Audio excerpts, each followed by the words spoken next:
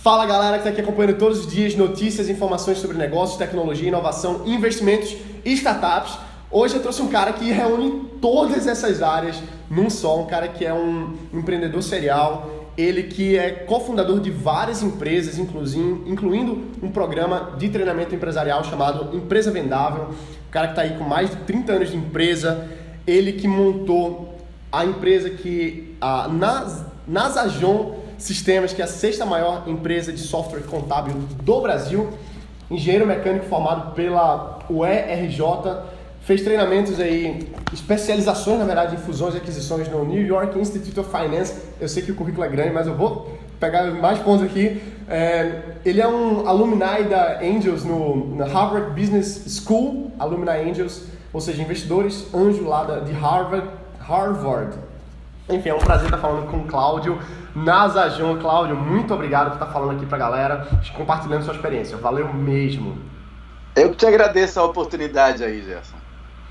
Cláudio, vamos lá. Primeiro de tudo, fala um pouquinho quem é você, qual é a sua história, para o pessoal entender com quem eles estão falando aqui agora.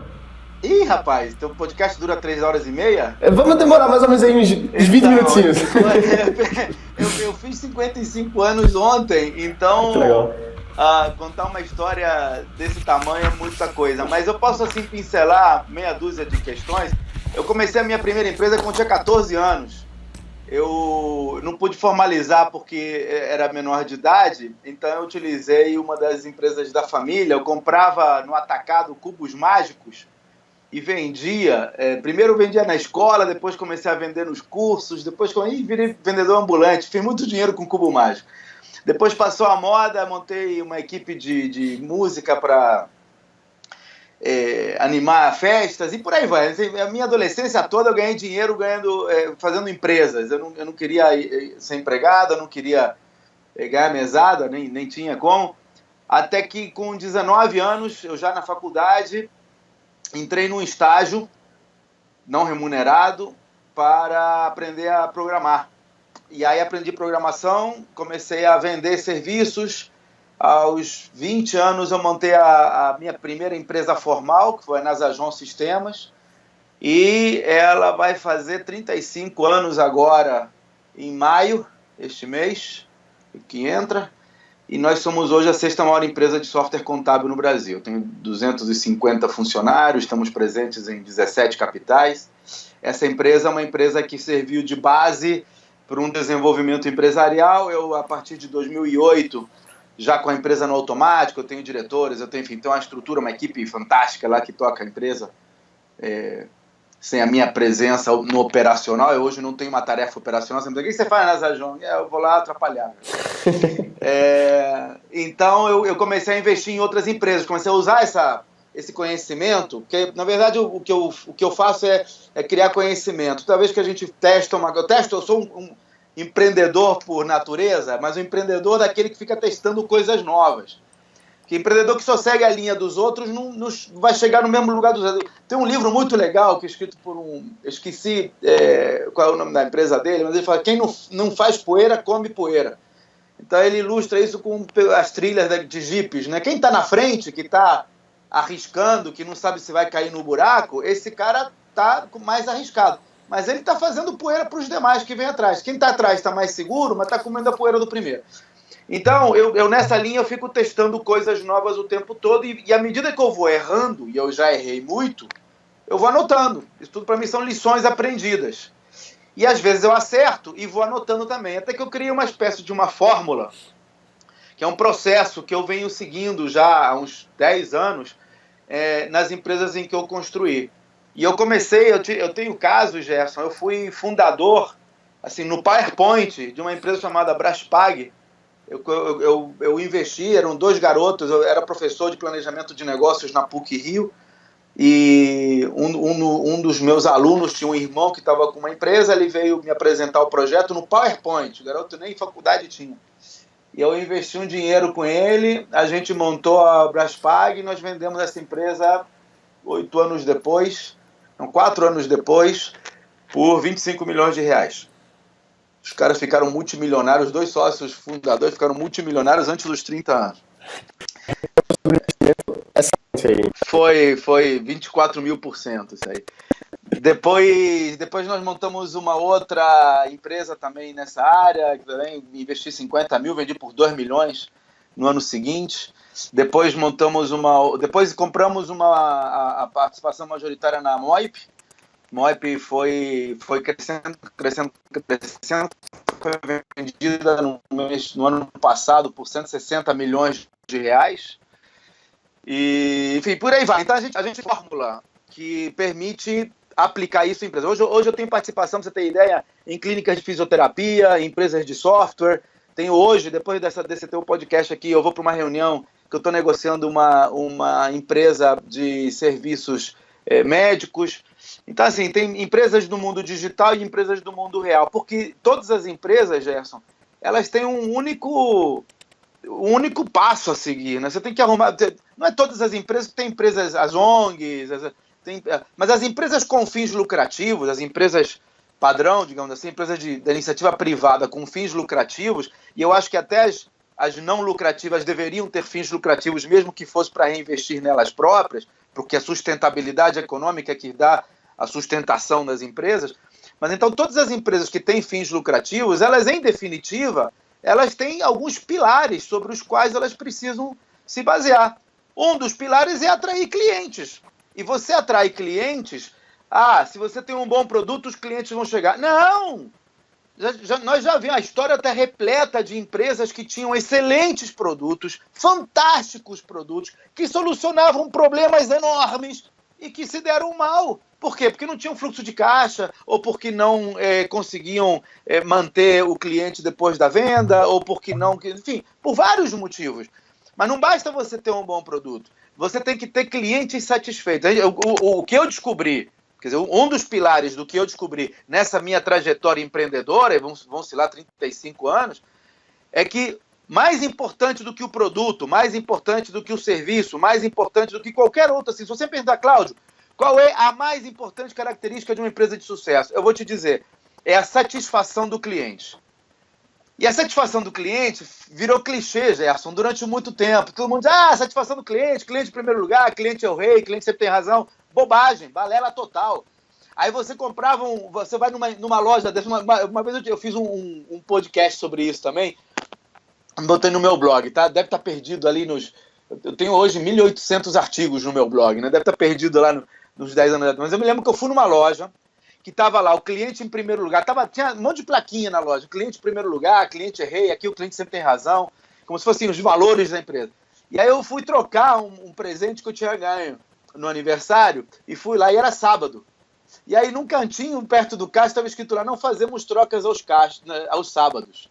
Aí você pergunta assim, pô, que cliente rei é esse? Se vem o rei aqui, não precisa nem ser rei.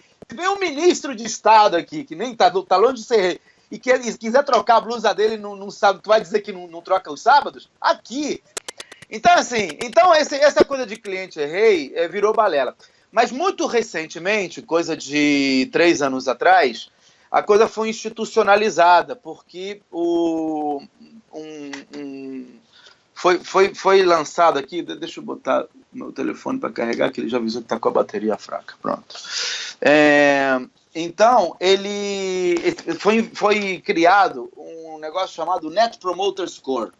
O Net Promoter Score, ou NPS, no jargão técnico, ele é uma medida formal de medição da satisfação do cliente.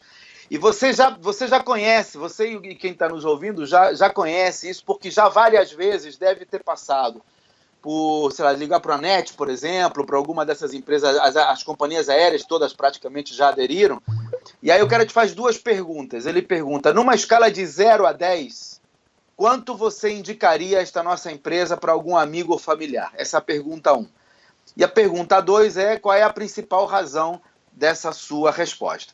Porque com essas 2 perguntas, as empresas conseguem medir de uma maneira muito científica. Isso foi professor de Harvard, eu tive contato, quando eu estudei em Harvard, eu fiz 3 anos num curso chamado OPM lá, que é uma espécie de MBA para empreendedores, para empresários. Então você passa 3 anos em Harvard, foi uma experiência fantástica. E eu tive contato com essa metodologia lá, falei inclusive com um dos que estavam fazendo não a montagem, né, mas a divulgação do método, e aí trouxe para cá e comecei a implementar na minha empresa. E é chato, porque o NPS é o seguinte, ele separa os clientes em 3 grupos. Tem os clientes que numeram de 0 a 6 essa avaliação. Então, se caso é de 0 a 6, quanto você gosta do podcast do Gerson? Pô, de 0 a 10, desculpa, né? Então tem os caras que botam de 0 a 6, esses caras são chamados detratores. É o cara que se te vê na rua, cospe em você. Depois você tem o cara que é 7, 8, que é um neutro. É o sujeito que passa por você e de repente acena com a cabeça. E tem os que marcam 9, 10, que são os caras que se penduram no teu pescoço quando te vem. Ô, você é o Gerson, pô, eu sou teu fã, eu escuto o teu podcast, então, assim, são os promotores. Então, a metodologia da NPS é muito simples. Você pega o número de promotores e diminui do número de detratores. É que nem aquelas provas da faculdade que a gente perdia um ponto para cada ponto, para cada erro tirava um acerto. Então, quer dizer, empresas que tinham níveis de satisfação do tipo 90... Eu vou te dar meu exemplo. A Nasajon, historicamente, tem níveis de satisfação próximos a 100%. 98% dos meus clientes se declaram satisfeitos ou muito satisfeitos com a empresa. Quer dizer, 5,5 ou mais. E a gente sempre estava baseado nesse negócio. Pô, 98% é fantástico. Qual é a empresa que tem 98% de satisfação? Meu concorrente mais próximo tinha 63%. Então eu falei, pô, estamos nadando de braçada. Aí, no ano passado, a gente implementou o NPS. A minha URA hoje, o meu atendimento automático hoje, quando você liga para lá, nós fazemos tipo 20 mil atendimentos por mês aproximadamente.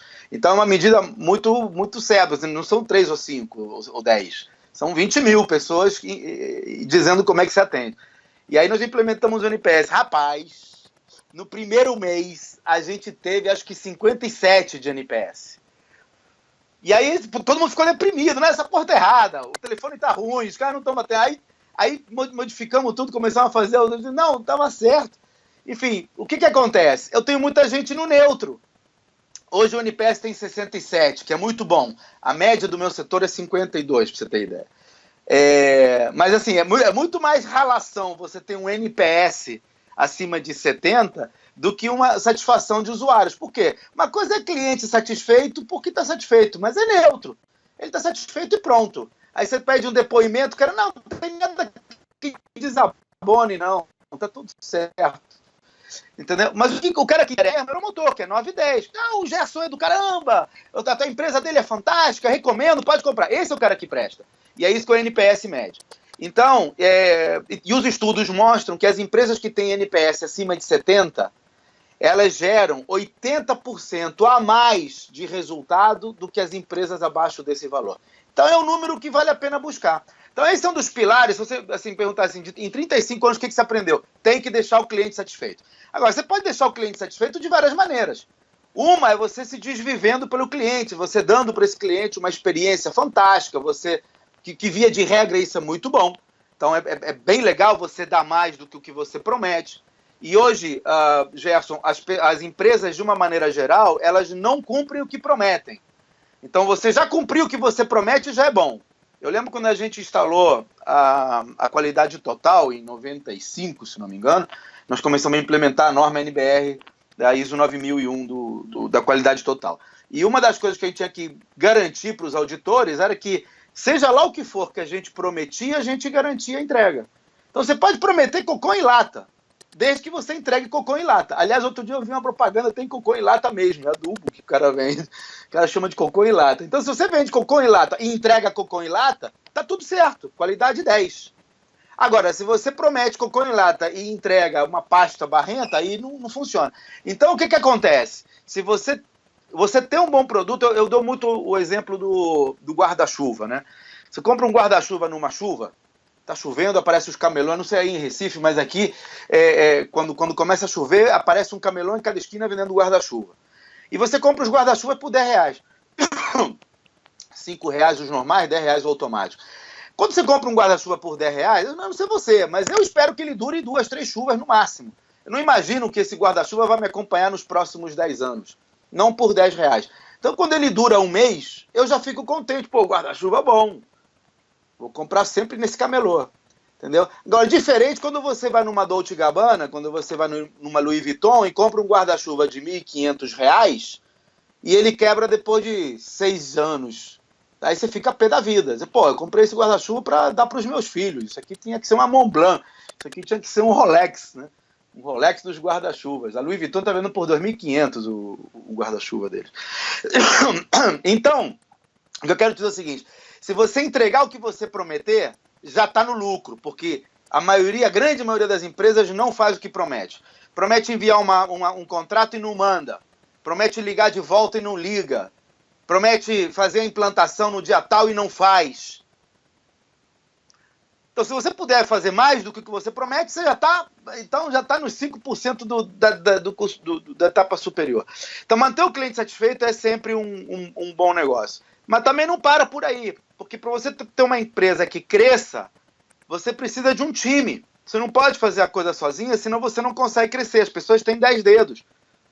Se você hoje tem o teu podcast aqui, e vou usar o teu podcast, que é um ponto fora da curva, porque os podcasts, na teoria, você pode ter 100 zilhões de pessoas olhando e o teu poder é o mesmo. Quer dizer, a tua necessidade de infraestrutura é semelhante. Você pode fazer esse mesmo podcast, em vez de chegar para 600 mil, você pode chegar para 600 milhões de pessoas, essencialmente com o mesmo trabalho. Então, ao contrário da maioria das empresas, onde ter 10 vezes mais clientes demanda quase 10 vezes mais estrutura, tá bem? Esse é o grande barato do marketing digital, tamo junto. Mas, quando você começa a ter mais clientes, para você dar uma experiência legal, você precisa também responder a dúvidas, ou responder a contatos. O cara que assiste o teu podcast e manda um e-mail, ele espera ser respondido. Quando ele manda um elogio, ele espera um obrigado. E você sozinho não consegue responder a uma quantidade absurda de clientes. Muito mais 10 vezes absurda. Então você precisa de time. Então é preciso montar um time para permitir o teu crescimento. E eu diria para você que o mais legal de tudo é quando a gente começa a analisar resultados. Que muitos empresários não param para analisar seus resultados, Gerson. A maioria dos empresários pequenos que eu conheço ainda mistura as finanças pessoais com as finanças empresariais. O cara sai com o cheque da empresa para pagar supermercado. Então, isso é mortal para uma empresa. Você pode fazer isso, você depender da tua empresa, mas bota 2 contas. O que entra na empresa, depois você saca como distribuição de lucros, ou você saca como resultados, como prolabore. Mas é preciso que a empresa tenha uma identidade própria para que ela possa crescer como uma entidade, como um bicho que vai além de você. Ele vai sobreviver a você. Se teu podcast amanhã pode não ter você apresentando. Que é o estado da arte. O estado da arte é quando o fundador, o principal empreendedor e executivo não precisa estar na operação. Que é o meu caso hoje na grande maioria das empresas em que eu estou. Ainda não consegui isso com a empresa Vendável, que é a mais recente. É o mais recente empreendimento, mas em todas as outras eu não sou peça da máquina operacional. Se eu for lá, eu atrapalho. Na verdade, o meu papel é ir lá atrapalhar mesmo, é criar coisas novas, é criar novidades. Mas eu tenho um time que toca a operação. Então, hoje, por exemplo, você tem que apresentar o podcast. Se amanhã você ficar doente ou quiser usar esse tempo para fazer outras coisas, você não consegue, porque a tua empresa, me referindo ao podcast especificamente, ela depende de você estar aí convidando as pessoas, apresentando, etc. e tal. Então, no dia que você puder botar um avatar fazendo a apresentação, você botar lá a Leila Pinheiro fazendo a apresentação para você, entendeu? O teu papel vai ser o quê? Vai ser coordenar o estagiário que vai fazer os convites, o assistente que vai mandar os e-mails, a menina que vai fazer a operação técnica e a Leila Pinheiro que vai fazer a apresentação, vai ser a apresentadora do podcast. E você não precisa estar na operação. Esse, para mim, é o estado da arte de qualquer empresa, quando ela vira autogerenciável, onde o empreendedor ele passa a ditar as diretrizes, as estratégias, faz o negócio crescer, não o negócio funcionar. Então esse é o... Só falei pra cacete aqui, não sei, vai... Eu tô tentando anotar tudo, mas não dá. Que massa. Não, é claro, incrível o que você está falando, que está trazendo para a gente aqui. Assim, para mim está sendo uma mega aula, tanto é que eu estou aqui anotando diversas milhões de páginas, eu vou ter que organizar depois que eu já perdi a ordem. Tenho certeza que o pessoal está acompanhando muito bem, assim, a gente poderia fazer uma série de várias entrevistas aqui, de várias coisas. A gente tá com o tempo estourando um pouquinho e, assim, antes de eu passar para a pergunta final, eu queria que você explicasse um pouquinho mais sobre o que é esse programa da empresa vendável, né? O que é isso? Tá, mas então me dá 30 segundos que eu quero falar uma coisa, porque o meu filho, ele abriu um programa agora chamado guiastartup.com, no qual ele ajuda empreendedores a captar 100 mil reais com investidores. Por que isso? Porque a gente reparou que 98% das pessoas que se dizem empreendedoras, elas têm uma ideia, acham essa ideia fantástica, todo mundo vai querer, e aí, muitas delas não fazem porque não tem dinheiro, outras fazem com dinheiro próprio e se ferram na maioria das vezes. E eu digo na maioria das vezes porque, lamentavelmente, as estatísticas são contrárias ao sucesso das startups. A startup tem assim, um bebê. Você imagina um bebê humano nascendo sem ninguém para ensinar como fazer as coisas, o cara morre. Alguns vão sobreviver, mas ele morre. Então, a mesma coisa acontece com as startups. A startup é um bebê empresa. E o sujeito cria sem saber, não tem nenhuma mãe, nenhum pai ali para dirigir. Então, uma das maneiras de solucionar essa questão é você nunca usar recursos próprios. Usa um pedaço do teu recurso. Precisa de 100 mil, bota 10 mil do teu. Mas os outros 90 tem que vir de outras pessoas. E se essas outras pessoas forem investidores profissionais, tanto melhor. Por que isso? Porque o investidor profissional ele tem um faro para os negócios em que ele vai ver se realmente esse teu negócio ele é bom. Porque senão ele não vai botar o dinheiro dele.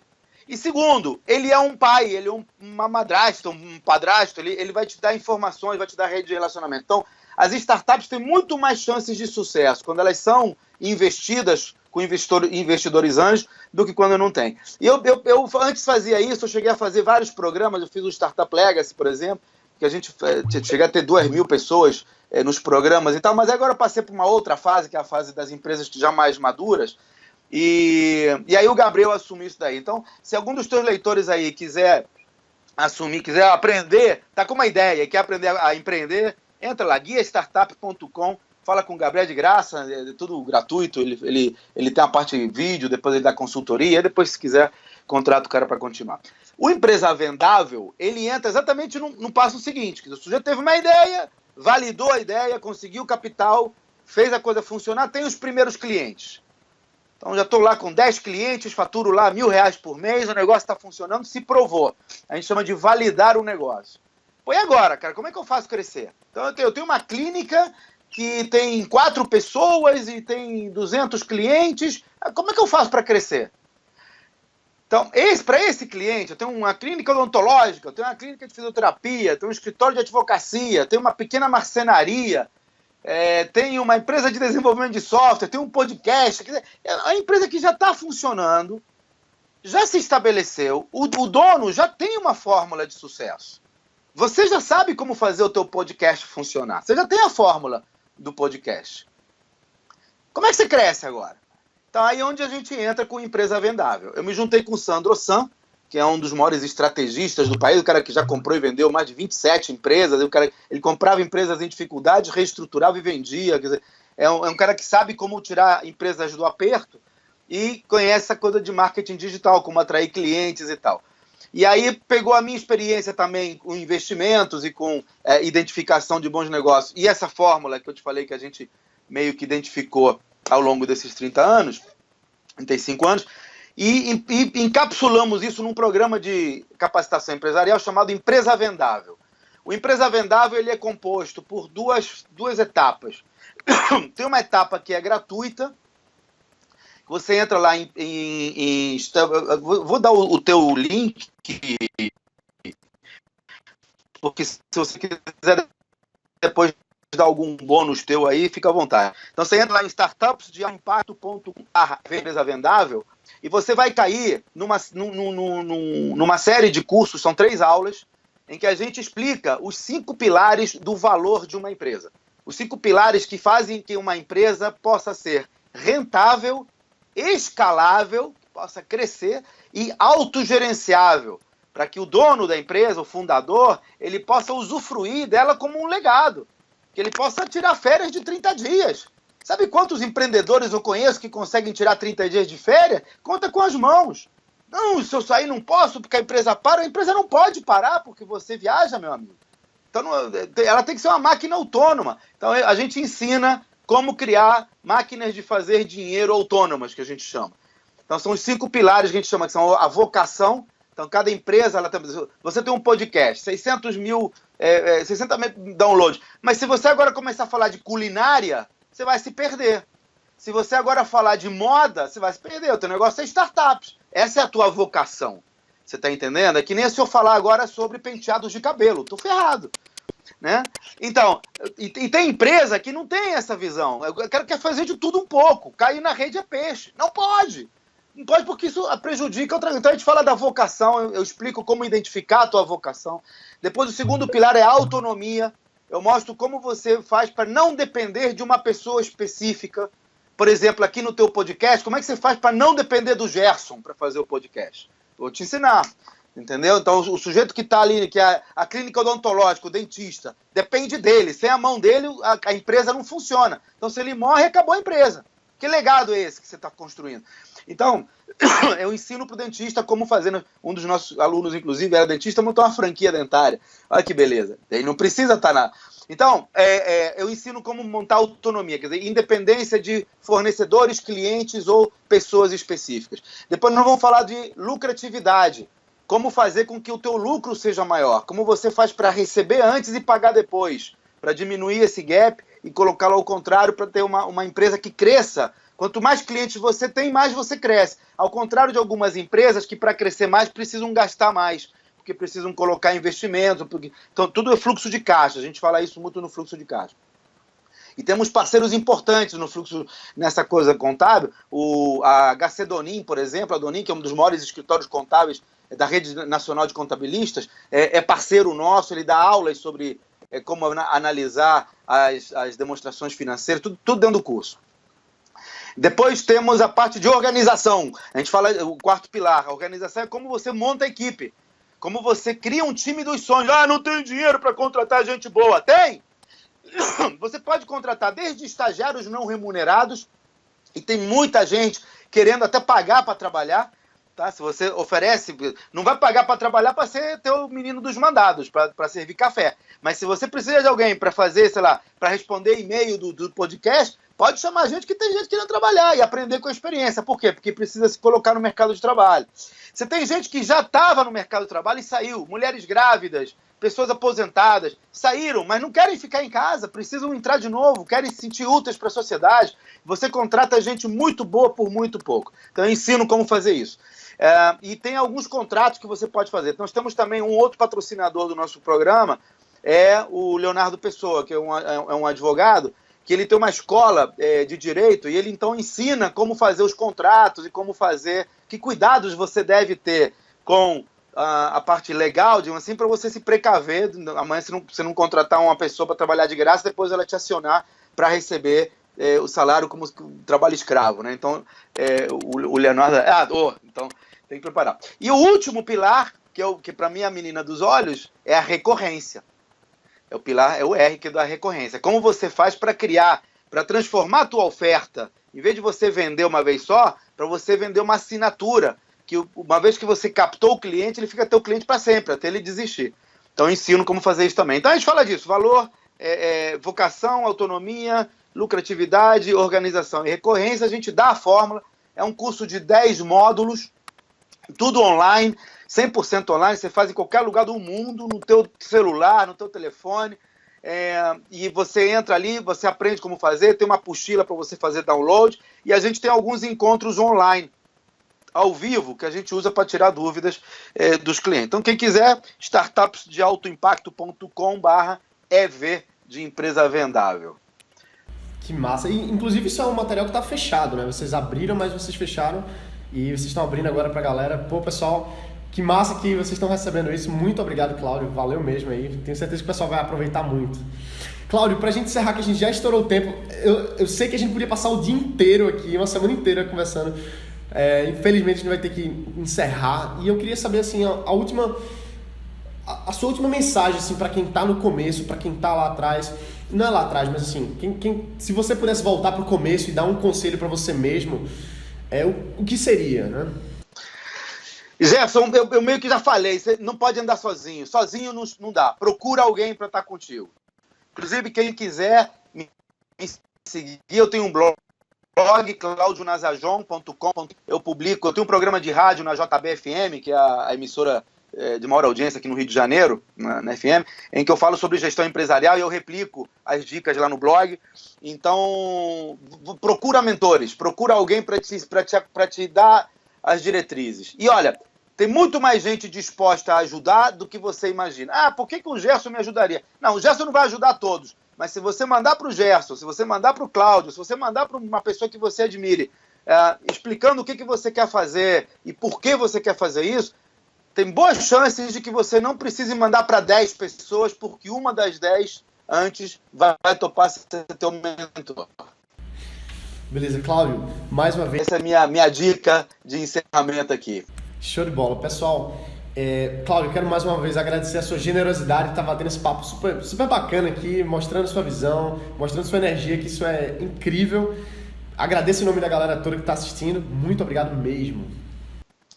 Eu que agradeço, Gerson. Muito sucesso aí para você, para o teu pessoal. E, enfim, quem quiser depois falar no offline aí, pode mandar. Entra lá no meu blog, no claudionazajon.com.br, tem uma parte lá de contato, fica à vontade. Ou se você quiser botar os links lá também, estou super aberto a responder perguntas e tudo mais. Página do Facebook também, tem uma página lá, /CláudioNazajon, LinkedIn, enfim, todas as redes sociais. Me procura, Cláudio Nazajon não é muito difícil de achar.